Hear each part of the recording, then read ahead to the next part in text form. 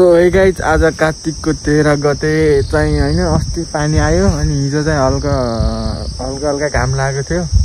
अनि धेरै जसले चाहिँ त्यहाँ हाल्न पाएन नि जुन अस्तिको पानीले भिज्यो र अनि आज चाहिँ जस यस्तो छ वेदर चाहिँ पानी खस्ला जस्तो छ त्यही नै आज चाहिँ यस्तोमा नि दाइ हालिराखन तलतिर अनि म नि जाँदैछु हैन दाइमा अनि आज चाहिँ कार्तिकको 13 गते आज चाहिँ सबलाई टिपाटिप छ किनकि पानी यस्तो ठुलो पर्ने हो रे भन्ने त्यो मौसमको त्यो केले जानकारी दिइरहेको छ रे अनि यस्तो अब हैन जाडोमा हिँड्ने जस्तो क्या हिउँ खेल्न हिँड्ने जस्तो नि म चाहिँ फुल सेटअपमा हिँडिसकेको छु यस्तो छ मुजा सुजा लाएर ज्याकेट लाएर जलबेर हेर्नु यहाँ धान काटेर के काम यस्तो यहीँ सुकाइराखन होइन अनि हाम्रो खेत चाहिँ हरिया है हाम्रो चाहिँ यो धान कस्तो हाम्रो धान काट्दैन कि काटेर यस्तरी भिज्नु पर्थ्यो हेरौँ त यहाँ भिजेर कस्तो भइरह बिजोग छ यी उमसम्म यस्तो बिजोग भइरह हाम्रो धान चाहिँ कस्तो काटे छैन होइन काटे छैन जस ठिकै छ अब चाहिँ जस मौसम हेरेर टक्क 2-3 दिन घाम लाग्यो भने बल्ल काटेर झाँटेर सक्नुपर्ने हुन्छ र म चाहिँ हाम्रो बाको आज चाहिँ दाइ छ अस्ति नै त्यहाँ काटेरै चाहिँ नहालेको क्या दाइ त्यहाँ जाँदैछु होइन मामा र म बाले चाहिँ हालिन्छ परल सरल मारिन्न पानी आह धान मात्रा भुल्ने त्यही हो जानुपर्ने चाहिँ म कहाँ भनेपछि यहाँ टक्क अरे यहाँ यो टक्क यो एउटा निम छ नि त मेरो अम्लाको सिधा यस्तै त्यहाँ जानुपर्ने हुन्छ गाइस होइन त्यही हो आज त टिपाटिप छ र मैले त्यो डाँडाबाट खिचेको छु हल्का भिडियो त्यो भिडियो हेरौँ है त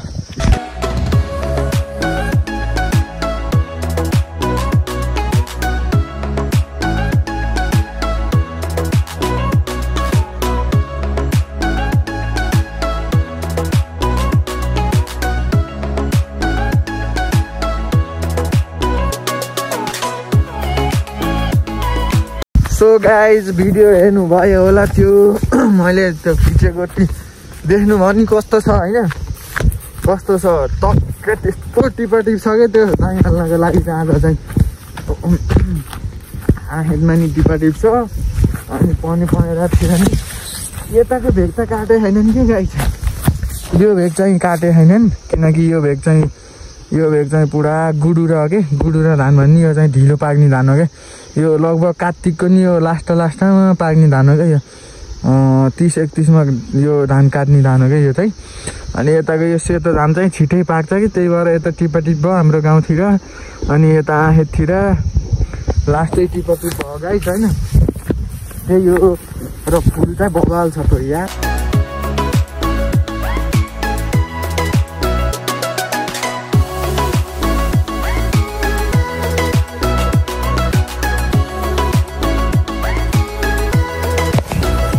केही छैन होइन म चाहिँ यहाँ झोलामा मम्मीले सामान हालिदिनु भएको रहेछ त्यो सामानको लागि भए पनि मामा कहाँ जानुपर्ने भयो गाइस आजको जोस दाइ हाल्दै पानी आउला जस्तो नि छ क्या गाइस यार बिजोग छ यार पुरा दाइ हाल्न लाग्यो अरे होइन के अरे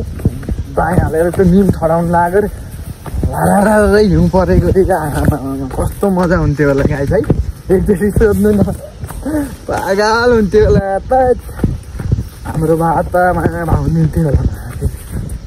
अस्ति नै हाल्ने भनेको क्या हाम्रो बाको दाइ म फेरि यता चल्दै अनि मामा लिएर बाले फेरि हाल्न भ्याएन ल त्यही हो होइन अब चाहिँ के कस्तो हुन्छ म तपाईँहरूलाई देखाउनेवाला नै छु होइन भिडियो के कस्तो लाग्छ हेरिदिनु होला भन्दै पुरा यस्तो वनमा हिँडिरहेको म एक्लै आमा घर चाहिँ यहाँ हो म जाँदैछु त्यहाँ हो ल त्यही है त गाइस ल हामी खेत आयो यी धानको हालत यस्तो पानी चुहिन्छ धान पानी यस्तो पानी चुहिन्छ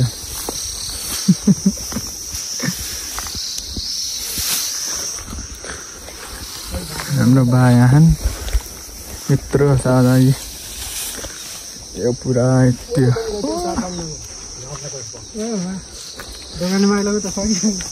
ल मामाले चाहिँ निम मिठाउँदै हुनुहुन्छ यहाँ चिसो छ यस्तो कुहिरो लाखा केही देखिन्न 6-7 दिन भयो आज है मेन चाहिँ पानी चुहिने छ क्या ला छिटो पार्नुहुन्छ आमाले फेरि मौसम खराब छ त्यही भएर त्यही जल्दी मान्छे भन्छ मैले एकचोटि बटार चाहिँ हालिहाल्छु 1 सेकेन्डमा 2टा आमा भनेपछि चाहिँ खाँच्दा 1 घन्टामा सक्नुहुन्छ मामाले ल बाउ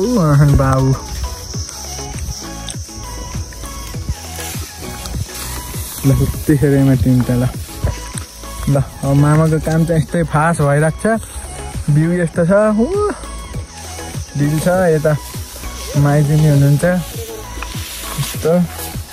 ल अब मैले नि काम गर्नुपर्छ ल त्यही अब त यतिको चिसो होला चिसो त आमामा फ्याट धान बोकेर हिँड्नुभयो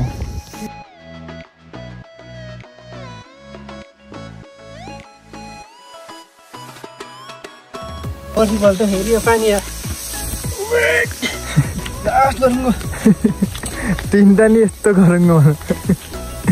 दुई सेप हालिसक्नु ल आम्मा ल यस्तो बिजोग छ कि पानी पालैभरि धान ठासिन्छौ बाले चाहिँ उता कुन्नी माल्दै असार माछा यस्तो खेत दाइ हाल्न लाग्छ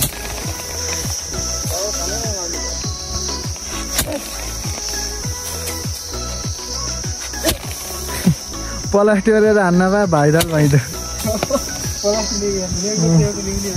एउटा ऱ्याङ्कर ल्याउनु ल यस्तो छ खलै पानी फेरि परिरहेछ सिमसिम पानी यस्तो उठाउनु अझ एउटा छ 2टा छ परै छ उठाउने यत्रो छ उठाउने फेरि प्लास्टिक ल्याउन पर्ने नि ल यस्तो बिजोग छ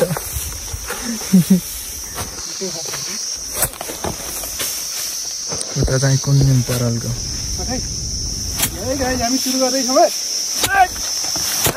ठुलो पानी आएर हामी चाहिँ अब घर जाँदैछौँ ल घर जाँदैछौँ है हामी ठुलो पानी आएर ल